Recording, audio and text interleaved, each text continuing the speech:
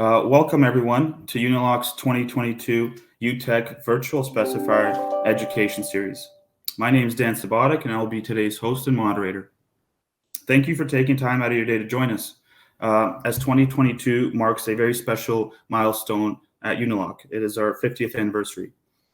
With that being said, I will now pass it along to our commercial sales manager, Dave Laurie, for a brief introduction.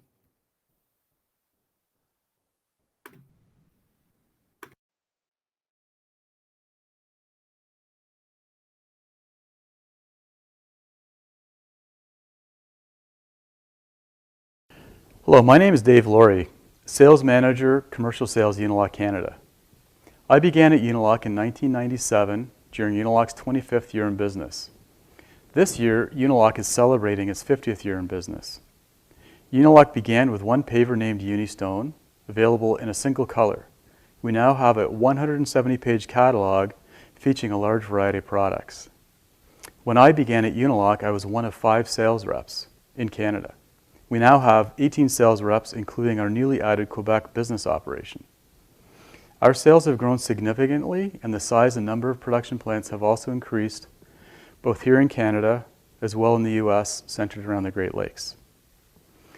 Unilock began with commercial projects in 1972 with the Unistone, then grew tremendously in the residential marketplace, becoming a significantly well-marketed household product name for many years.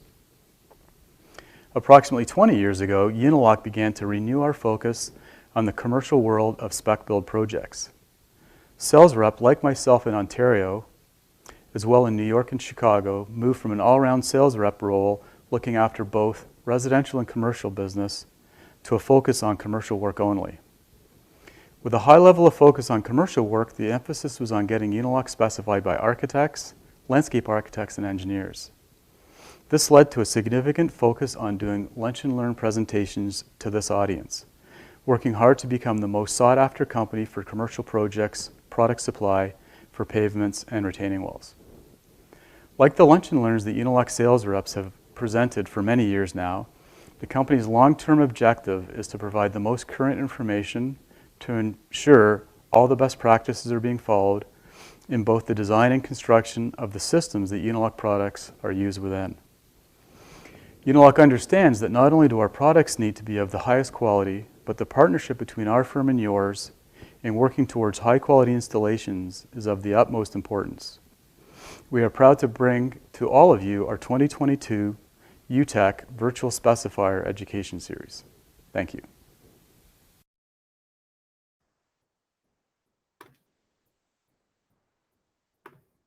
All right, that was great. Thank you very much, Dave Laurie. So this is part 4 of our education series and covers the topic of engineered walls, innovative advancements and solutions. Today's seminar will run anywhere between 45 minutes to an hour. Moving along. So continuing education learning hours are available for OAA and OALA licensed architects and landscape architect members. PEO continuing education learning hours are also available for members. A letter can be provided from Unilock to each attendee confirming their attendance at the seminars. Letters will be distributed within a week of today's presentation. Moving forward, I'm going to begin with a brief overview of Unilock. Unilock sources local materials to manufacture our products, helping the communities that we operate in. We manufacture quality products by producing unit paving and wall blocks with precise dimensional tolerances, low absorption rates, and high compressive strength. All of our products meet, but more often exceed, industry standards. Unilock is a trendsetter and drives the unit paving and retaining wall industry with new and innovative products. We have a large number of commercial team professionals across all our Unilock locations in Canada and the US, ready to assist you at any time. In addition to our commercial team, we have over 65 territory managers servicing contractors and dealers in your area. Locally, we have a dedicated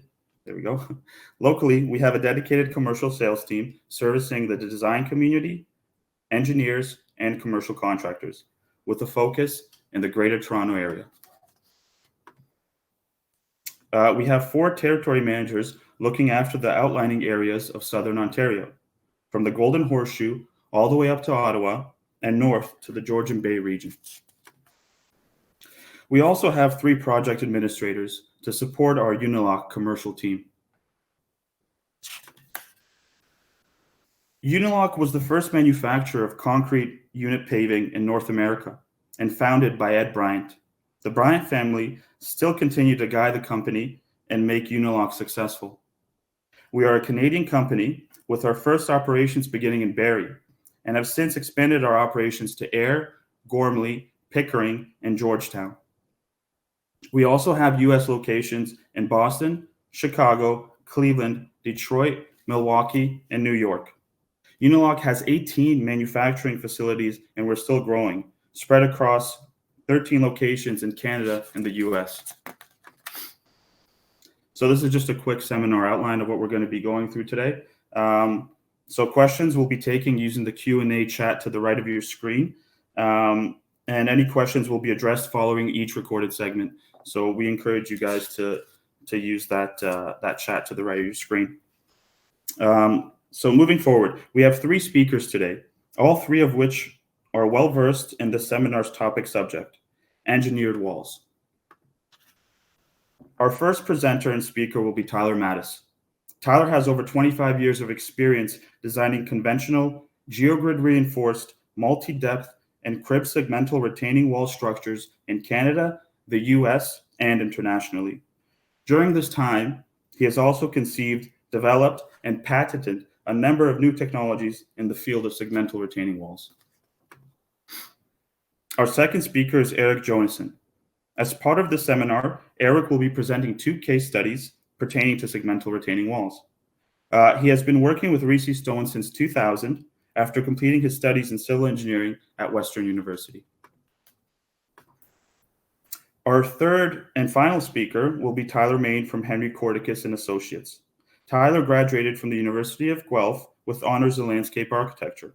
One of the case studies Eric will be going over will be a project Tyler Main was heavily involved in, which we will have an opportunity to discuss once the recorded segments have ran their course.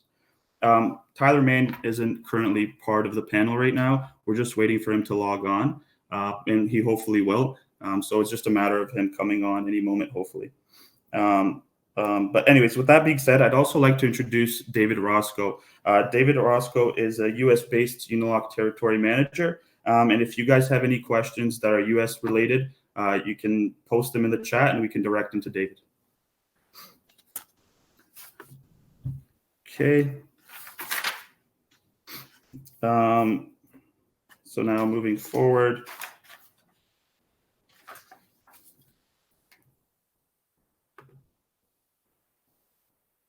We are going to continue with our video that Tyler Mattis is presenting.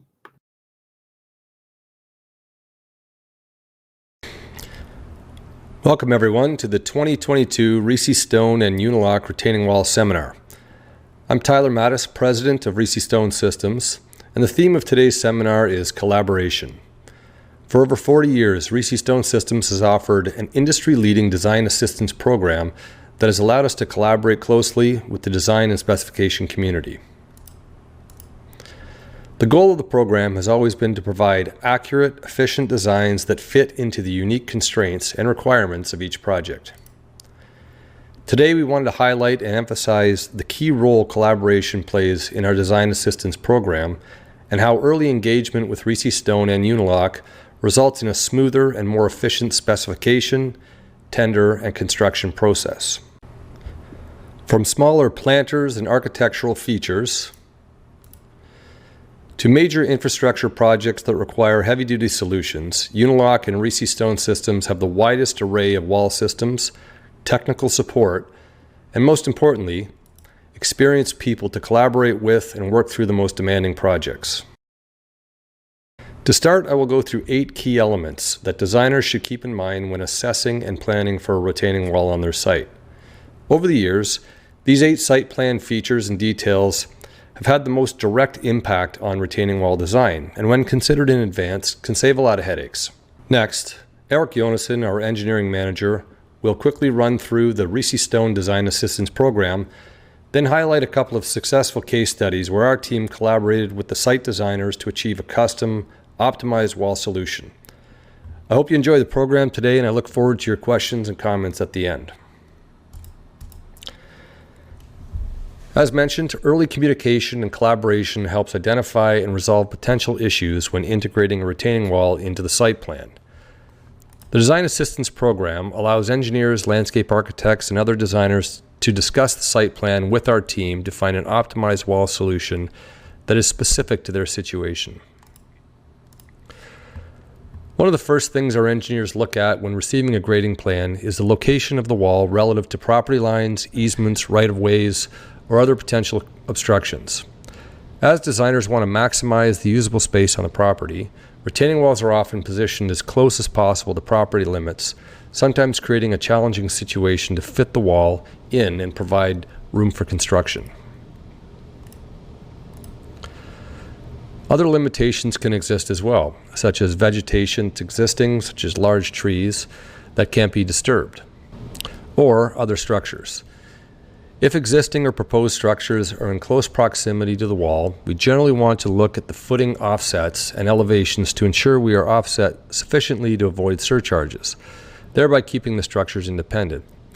And if the structures already exist, ensure that we are not undermining them when constructing our wall. Generally, if a structure is within 1 times the wall height away, the building footing elevation needs to be at or below the bottom of wall elevation. Some insights we can take away here are the following. Where a limitation exists on the high side of the wall, the height and space available will dictate the type of structure and the wall system. We also must look at the excavation limits to meet occupational health and safety if the wall is closer than about 1.5 times the wall height. If the face of the wall is closer than 0.7 H or 70% of the wall height, we typically turn to a gravity or crib wall. As mentioned, the other issue is the constructability of the wall, ensuring a safe excavation in accordance with OSHA. While we may have enough room to contain the wall within the space allowed, the typical 1-to-1 excavation required for construction must be considered early on in the process. If temporary access over the property line during construction is allowed, this is the simplest and most cost-effective situation. If not, temporary shoring will be required, and this is a substantial additional cost. This is a good example of where assessing the wall prior to tender saves a lot of confusion and surprises later. In this situation, the site plan provided sufficient room to ensure the wall and geogrid were contained on the site. However, existing housing on the high side of the adjacent property did not allow for excavation during construction. The wall was constructed in front of the temporary shoring, with the geogrid being wrapped around the rakers that support the shoring system. As you can see, the final product is impressive and is the result of early engagement with our team of engineers and thoughtful planning of all the elements. Finally, for higher walls, you must also account for the wall batter and wall thickness. Wall lean or batter can range from around 3 degrees to up to 7 degrees. On a 5 or 6 meter high wall, this can be 750 millimeters or more, which is substantial when you're trying to conserve space. Many grading plans show the retaining wall as a simple line with some nominal thickness, which is incorrect as it does not account for the increased space required as the wall gets higher due to batter. To help designers properly portray their walls on the grading plan, we have developed a simple AutoCAD tool called 𝐸𝐴WALL, which is free for 𝐸∑ Stone. 𝐸𝐴WALL installs directly into AutoCAD and allows the user to draw the wall, taking into account the wall batter and thickness. For more information, please contact info@𝐸∑Stone.com.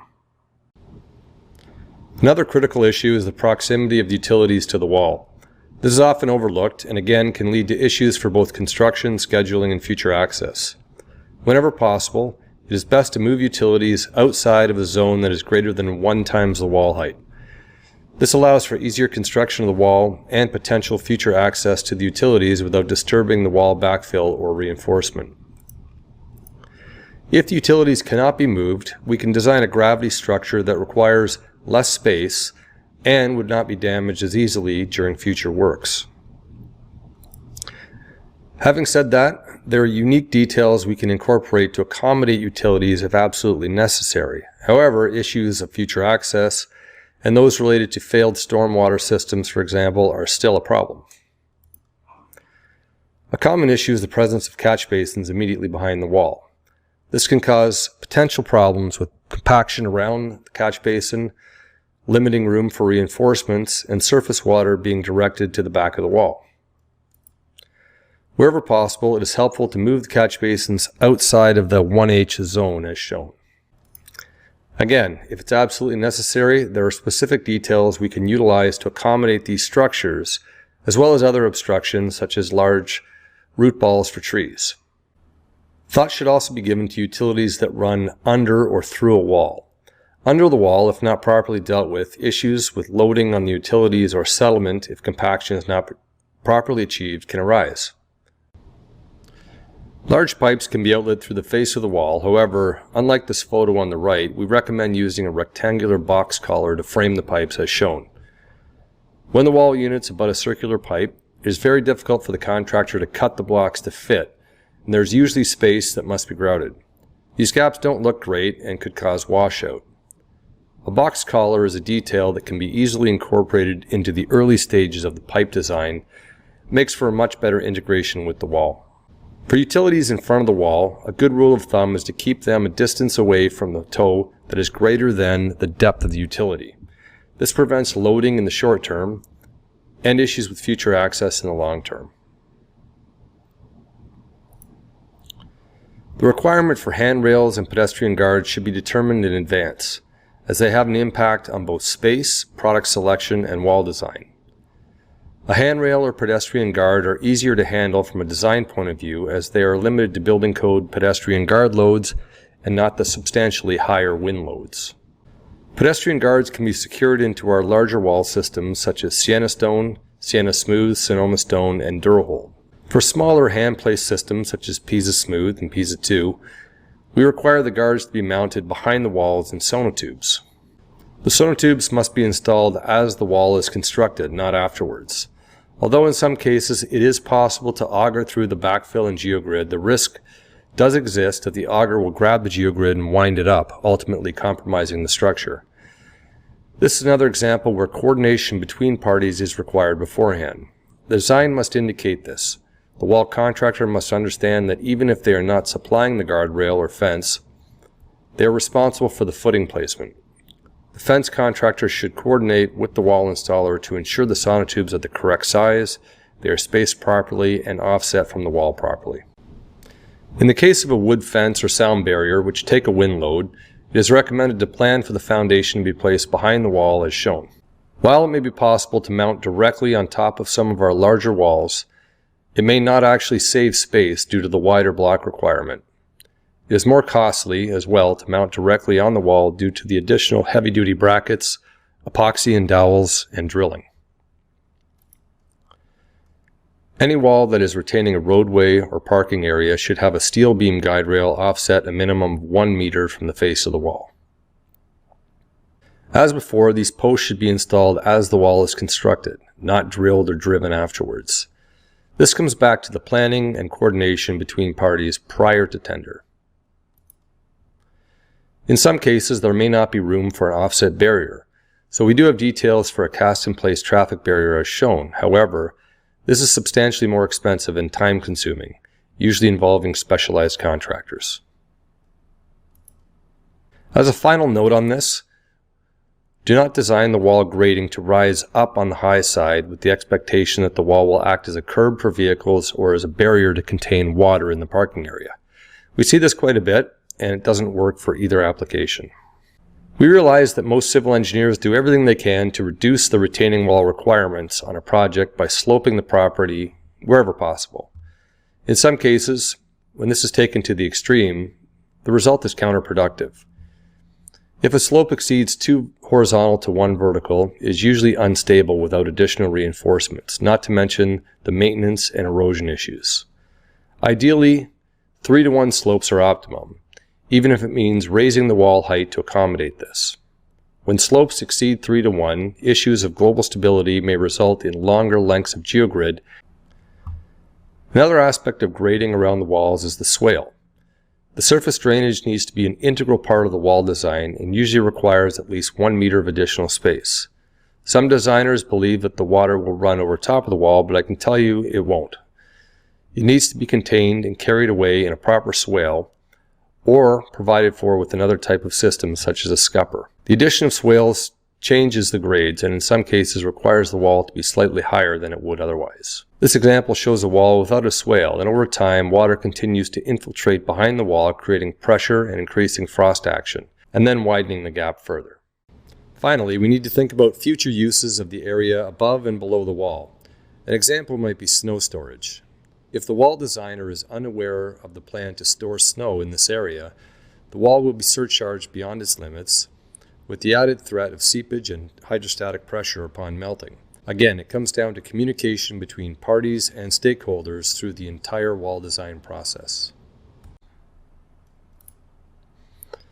As you can see, there are many aspects of the wall design that, if considered in advance, can help you avoid potential headaches and issues during the tender process, construction, and after the wall is constructed.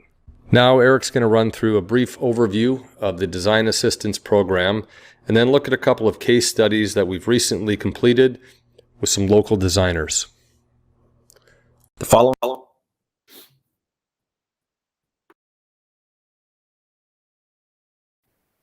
right, Tyler, thank you very much for that recorded segment. It was very informative. We do have a couple questions here that we'd like for you to answer. So we have one in the chat right here, and I'll just read it off right off the bat. So is there a general height to width ratio for the walls? As a civil site consultant, when we prepare grading drawings, we specify that the wall height, but just draw a thin line for width. Is there a recommendation for width based on the height of the wall? Well, I guess the actual wall itself, it depends whether you're talking about the wall that's exposed or what's buried behind it. Typically, a base to height ratio of a geogrid reinforced wall is about 60 or 70%. But if you're actually just looking from a grading plan point of view, how much space the wall is taking up, it's the thickness of the block, which could range anywhere from, say, 1 foot to 2 feet, and then the batter of the wall, which would be about somewhere between 3 and 7 degrees. So what you're seeing on the grading plan would be the block thickness and the batter. What actually is below ground, buried or whatever, would be basically 60 to 70% of the wall height in terms of the tiebacks. So I hope that answers your question. Perfect. That's great. We got another question, and this one's a little bit darker. What is the main cause of wall failure? Yeah, I'd say no question it's water.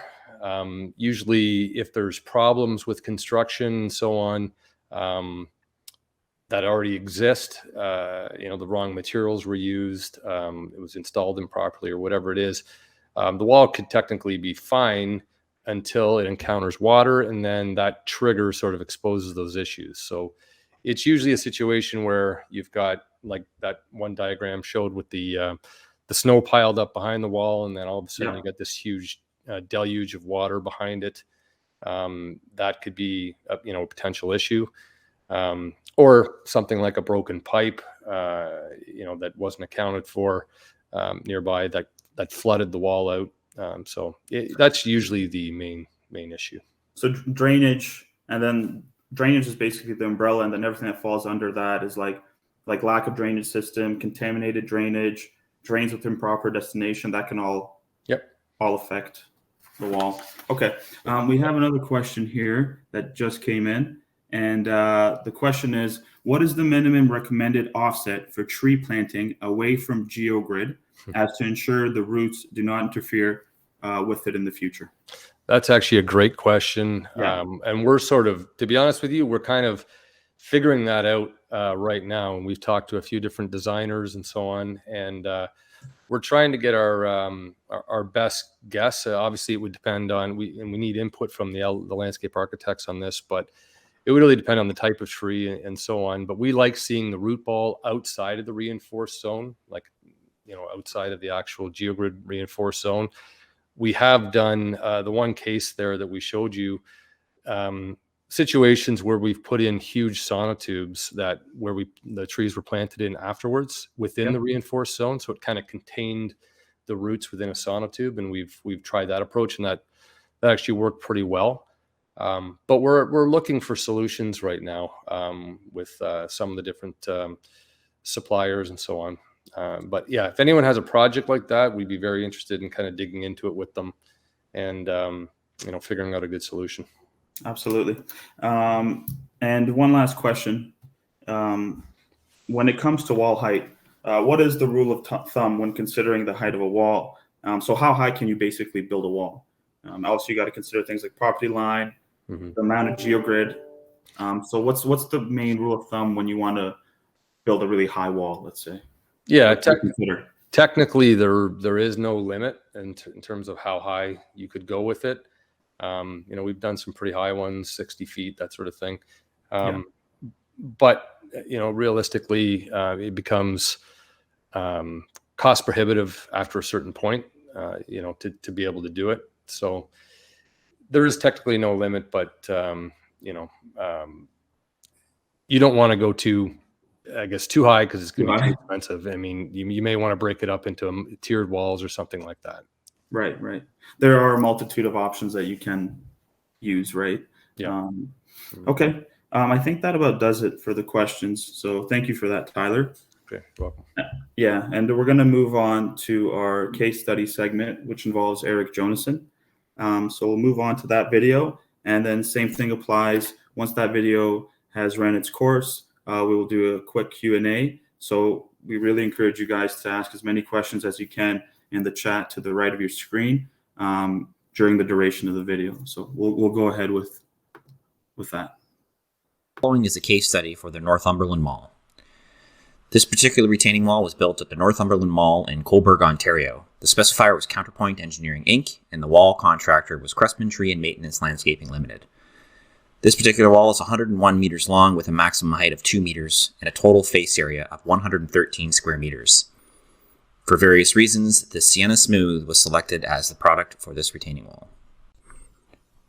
A new building was being constructed on the site, which required a rear yard as well as a laneway. Given the size of the site, very limited space was allotted to the construction of the retaining wall itself. A standard NCMA retaining wall design requires a minimum geogrid length of 1.2 meters, or 60% of the total wall height. This particular site did not have adequate space for full geogrid lengths given the proximity to the property line. Geogrid reinforcement is not allowed to extend beyond the property line as it is considered a structural element. In this particular application, it was decided to do a reversed wrapped wall, where the geogrid is extended from the wall face to the cut, up, back to the wall face, and this zone is filled with compacted granular material, creating a composite mass. The length of the geogrid could be decreased or increased depending on the wall height in order to meet the external stability requirements. As mentioned, the geogrid is placed on a course, extended back to the cut, up the wall cut with granular material compacted in place before the geogrid is wrapped back to the face of the wall itself.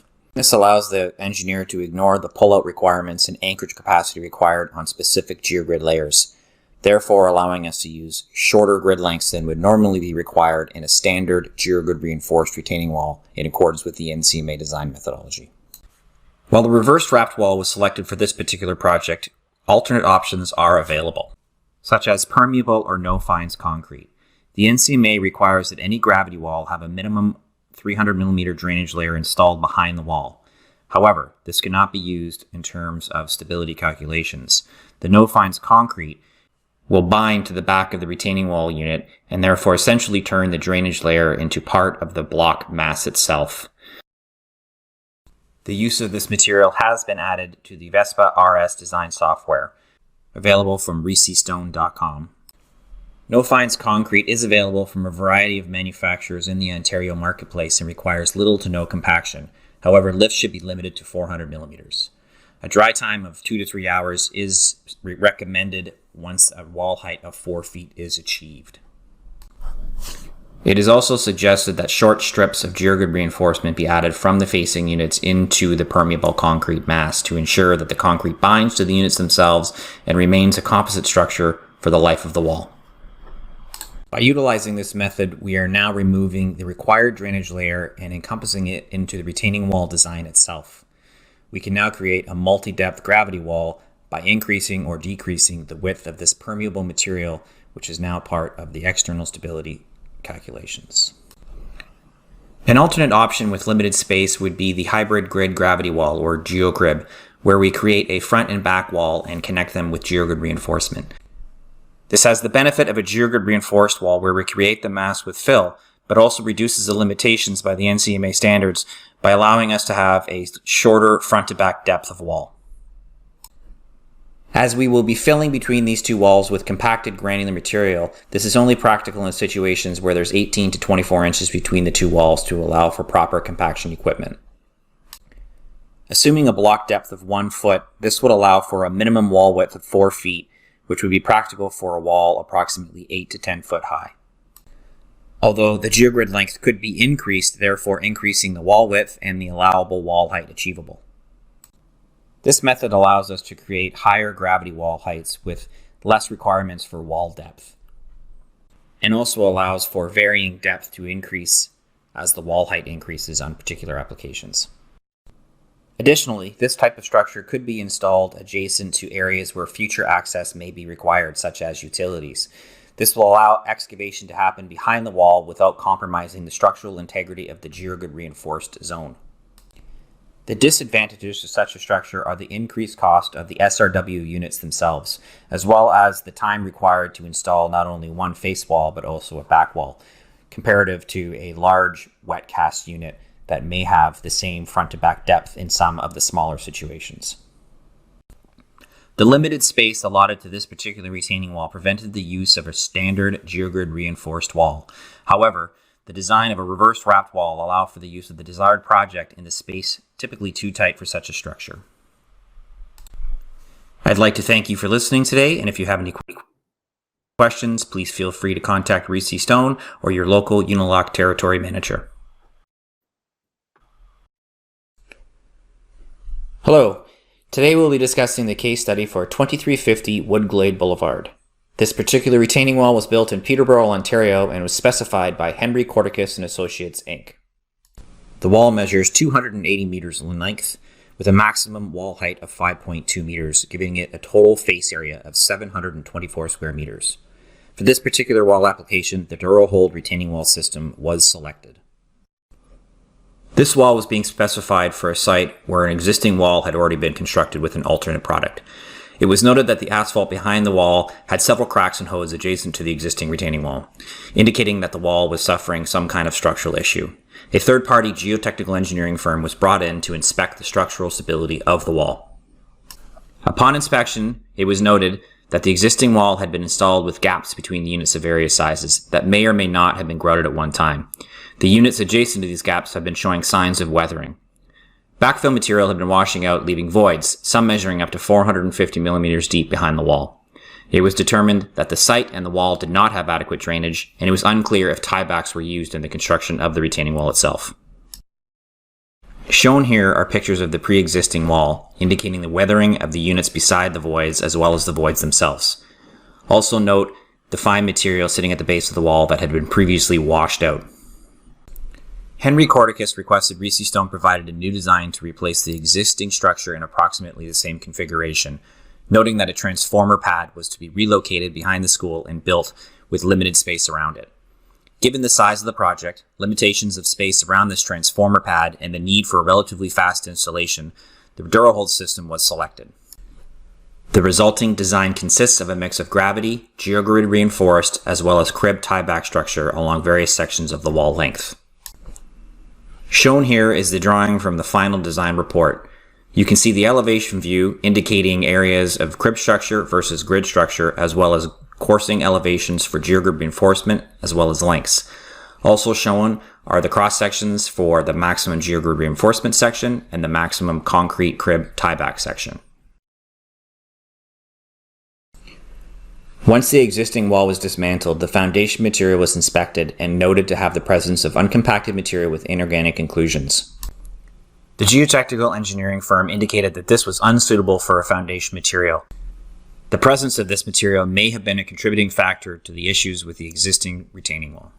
This unsuitable material was replaced with a lean mixed concrete to approximately 2 feet in depth, added from the facing units to the end of the geogrid reinforcement to ensure that the wall rested on the same material to prevent any potential differential settlement.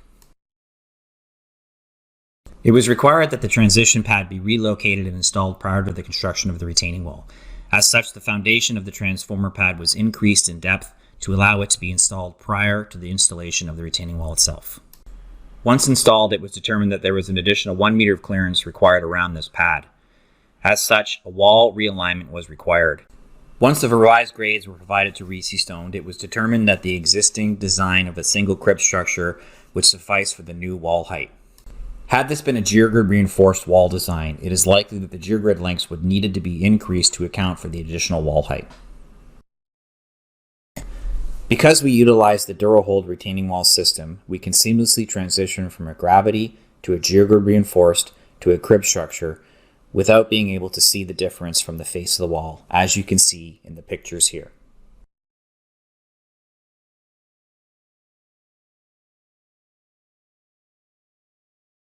As the DuraHold system is relatively large, with a standard unit measuring 300 millimeters high, 610 millimeters deep, and 1.8 meters long, we were able to secure a non-wind bearing fence or a pedestrian handrail to the top of the wall, as shown here. The DuraHold system and its components allowed for a full wall replacement to be completed that met the site conditions and space limitations around the transformer pad by utilizing not only a gravity and a geogrid reinforced wall, but as well as a crib structure. Thank you for taking the time to listen to this presentation today, and if you have any further questions regarding this project or any others, please feel free to contact 𝐸∍ Systems or your Unilock Territory Manager.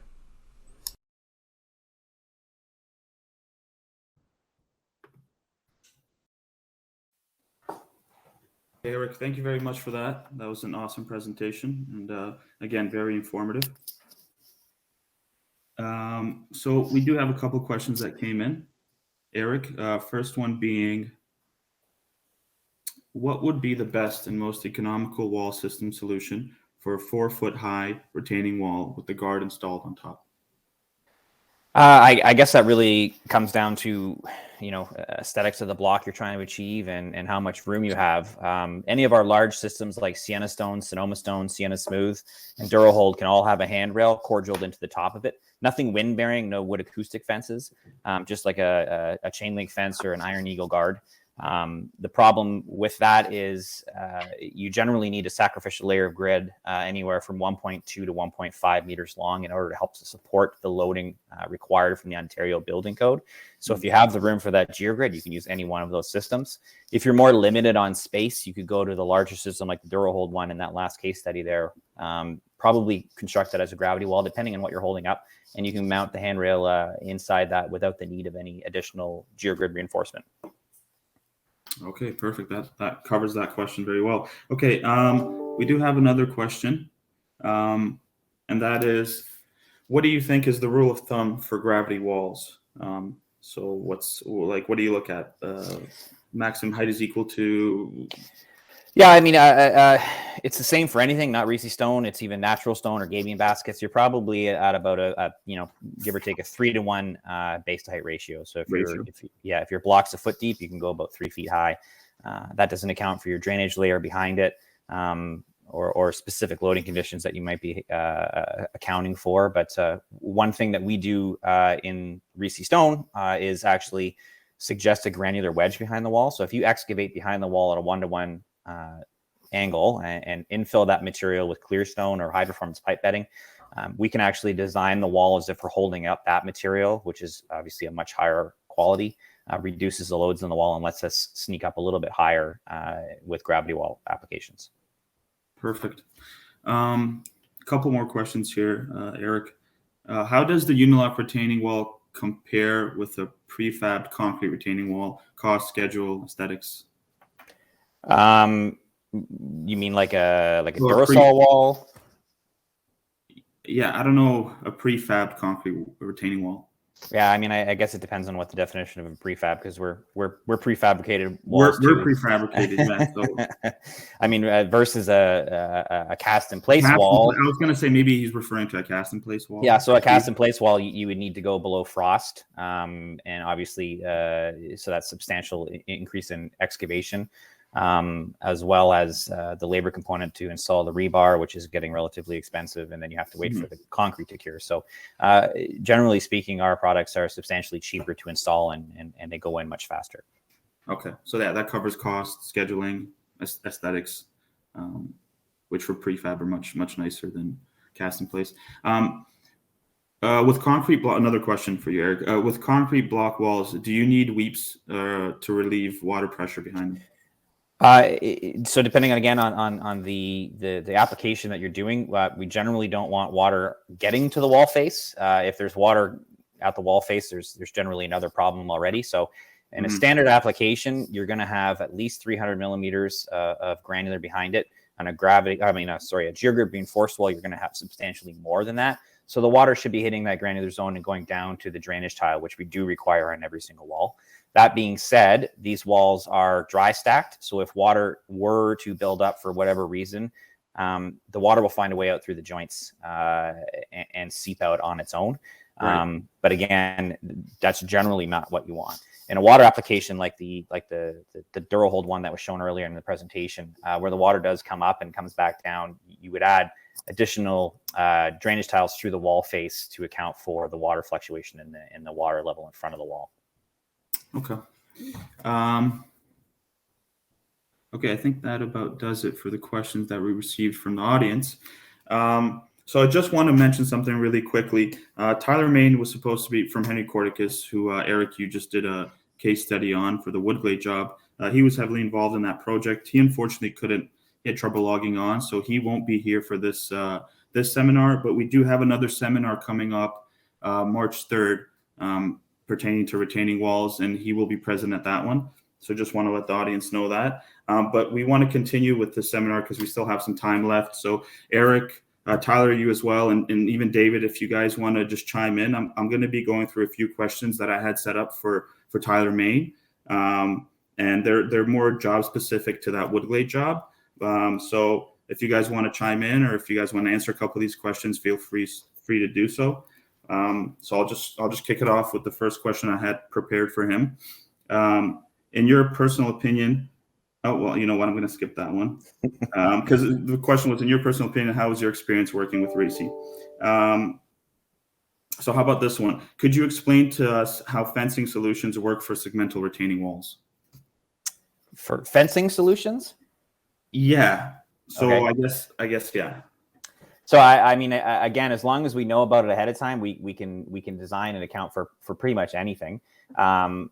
Pedestrian loads, chain link fences, and handrails, we can core drill into, like I said, the larger block systems. If we're talking about vehicular guards, those are generally going to have to be offset from the wall by about 1 meter, and we have to add some sacrificial layers of geogrid in there. And then for acoustic fences, wood barrier, something that's going to have some wind loading applied to it, that's generally wanted to be offset behind the wall. There have been a couple projects where we've mounted it to some of the larger systems. I would strongly suggest against that. It's very costly and time consuming and to design and install. So if it's behind the wall by 100 millimeters, you offset the foundation and 100 to 300, then we can account for that additional wind loading in the internal calculations of the wall by adding an extra couple layers of grid that would be a little bit shorter and disperse that load along the length of the wall and account for that fence behind it. Okay, great. And the second question, it sort of touches base to what we already talked about earlier. It's requirements for spacing. So like geogrid tiebacks versus crib walls. So trying to answer this question from your perspective, it's a little bit obviously different for Tyler Main. But what are a couple spacing requirement issues one can expect to come across, and give us a solution for each scenario? So for geogrid and crib walls. Well, I mean, for geogrid, it's generally utilities that are generally going to be the issue, because retaining walls are normally around the perimeter of a site, and that's where the utilities are generally catching the water from the surface and transporting it somewhere else. So catch basins and stuff like that. Obviously, we want those outside the geogrid zone if possible. More often than not, it's not possible to do that. So depending on the depth of the catch basin, like every case is situational, but we do have some details where we would put a pipe in front of the catch basin, wrap a pipe around, and then extend beyond either side of that catch basin to help kind of take that load. Alternatively, for the case study that we just looked at there was a transformer pad in the way. So certain systems like DuraHold have concrete crib options. So that grid structure was automatically updated to a crib structure, limiting the depth of the excavation. And from the face of the wall, you can't tell. So with a product like Sienna stone or Sonoma stone, we do have multiple depth block options. So we could change from a geogrid reinforced structure and move to a gravity structure without being able to tell the difference at the face of the wall in areas where we have limitations on space where we can't get the full length of the geogrid in. Okay. Tyler, did you want to add to that, or? No, he's doing a great job. Awesome. I have another question. Again, guys, keep in mind these questions were formulated for Tyler Main, but maybe you guys can sort of answer these from your perspective. Actually, Dan, sorry, there is one thing about the fence. I know I couldn't let it go, Eric. There is one thing about the fence. A lot of people, like Eric was saying, they try to put the wood fences right on top of the retaining wall, and so they start looking at a really big unit to do that. But if you actually look at the space requirements, it makes more sense to use a thinner unit, like say, for example, a Sienna smooth unit, which is only 375 millimeters front to back, and then put the sonotube or the fence right in behind that. So if you're looking at, let's say, a 300 millimeter or 400 millimeter sonotube, it ends up being not much different than using a bigger block like DuraHold and trying to mount it on top in terms of the total space that's required, because DuraHold's 610. So we've tried to kind of push people away from trying to mount it on top, because you get into all kinds of issues with core drilling and doweling together the blocks, and it's very expensive. So it's much more economical, and I think a better performing way of doing it to use a thinner block like a Sienna Smooth or a Sonoma Stone, and then put the sonotube right in behind it and coordinate in advance with everybody so that everyone knows that sonotube is going in while the wall is being constructed, so the geogrids can properly be folded around it, and it's all one nice secure structure, not augured into it afterwards. The other thing to note there too is Sienna Smooth was designed with a 3-degree batter as opposed to a 7-degree batter of DuraHold. So if you're talking about a taller wall, it's not just the block depth, it's the batter. We have half the amount of batter with Sienna Smooth. So typically we can fit in even tighter than what it would be mounted to the wall. Yeah. Got it. We have a few questions coming in. One is, and I think we already touched base on this, but it's all right. Is there a general rule of thumb for length of geogrid tieback to wall height? So the NCMA minimum depth is 1.2 meters or 60% of the wall height, whichever is greater. So on a 10-foot high wall, you're not allowed to put anything less than a 6-foot layer of grid from the front face of the block. That doesn't account for seismic loading conditions, poor soil conditions. So if I were talking to somebody, I would suggest estimating 70 to 80% geogrid lengths for the height of the wall. And then again, that doesn't account for excavation beyond that. You can't cut vertically 15 feet high. So if that's a concern, you have to take that into consideration as well. Okay. We're just going to keep rolling with the punches here with the questions that are coming in from the audience. And I'll just set these questions for Tyler Main aside. So next question is, how much base do you put in to prevent your wall from sinking? And is it a good idea? Is it good to lay fabric before laying your base so it stays solid? Sorry about that. It's hard to read. So we need to embed our blocks. That's one thing you have to take into consideration. So the taller the wall, the more block you embed. It's 10% of the wall height is what has to be below grade to a minimum of 6 inches or 150 millimeters. So the NCMA criteria is below your embedment, you have a minimum 150 millimeter granular footing that extends 150 millimeters in front of the block and behind the block. With some of our larger block systems, we increase that. So with DuraHold, we increase the bedding depth to 300 with 300 in front and 300 behind. and that's generally going to be good enough to support that load. But if you're worried about movement, it's probably not the granular footing that's the problem. It's probably the foundation material. So as part of the construction of the wall, you need to have it inspected by a general review engineer. And part of that is verifying that the foundation material is capable of supporting the wall. So the foundation material is not going to support the wall, that granular footing or increasing that depth marginally isn't going to matter anyway. So the first step is making sure that the site can support the wall you're putting on it. Perfect. Tyler, did you want to add anything, or are you good? Nope, that's good. Has Unilock, we'll keep going, has Unilock considered providing design software at no cost to design engineers similar to your competitors? I'll take that. I'll take that one. Yeah, 𝐸∊Stone provides design software to engineers at no cost. So just go to 𝐸∊Stone.com and click under software, and you can download our design software there. And if you're interested in learning how to use it and so on, either Eric or myself or one of the other engineers can do a live online tutorial with you and just sort of take you through it for an hour and get you up to speed on how to design with it. Yeah, and not just the design software, but somebody was asking about how do you account for the size of the block rather than drawing a thin line. But there's also an AWOL tool on there as well that is an AutoCAD subroutine. You can draw that into your program, run a subroutine, and it'll actually draw the block as well as the batter of the block if you put the grades in. So it's a really neat tool that you guys should check out. Yeah, absolutely. And if anybody has any more questions, there's going to be a slide will pop up at the end of this once we're done going through the Q&A with all our contact information. You guys can just email us any questions you have, and we can provide you with more information and links. We got a couple more questions here. This one's sort of relating to what we just talked about. What would be a rough cost of your retaining wall material and installation in GTA these days? Could you provide some numbers per linear or square feet of the wall? I think that's more of a question for you guys. Yeah, for Unilock. Yeah, we do have a sheet that was recently put together that's kind of a design assistant sheet that gives a breakdown of how we feel the process should work. Exactly. And it also lists a bunch of the products on the back, as well as an average cost of installed based off some contractor provided information that you guys acquired. So if somebody's specifically looking for that, maybe they can email you after the presentation and we can get that off to you and make sure they get it. Absolutely. Yeah. And I think I already have a copy of that. So if, like I mentioned earlier, and like Eric is mentioning, you can just email myself and I can provide you with a copy of that budgetary, budgetary sheet. Last question here.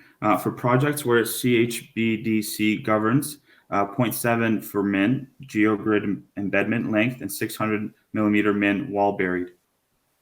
Yeah, it's just a different design methodology. And if we're told what that is, if we're told that's a requirement in the specification prior to us doing the design, we would, of course, design to that. So in the design software that we have, it's an option to design for AASHTO or NCMA. AASHTO is basically the same thing as 𝐠∫𝐵𝐷C. Perfect. Anyways, Eric, Tyler, sorry, did you want to add anything or? Nope, no, that's good. And thanks, Phil, for that question. That's a great question. Yeah, Phil, thank you. Okay, I think that about does it for us today. That concludes our 2022 Engineered Wall Seminar. Here's our contact information. Should you have any more questions, we would love to hear from you, whether it is to review our products, specifications, or industry standards. Thank you all again for taking the time, and we look forward to hearing your feedback. And thank you, Tyler, Eric, and David as well for participating. Thank you. Thanks, Dan. All the best. Take care.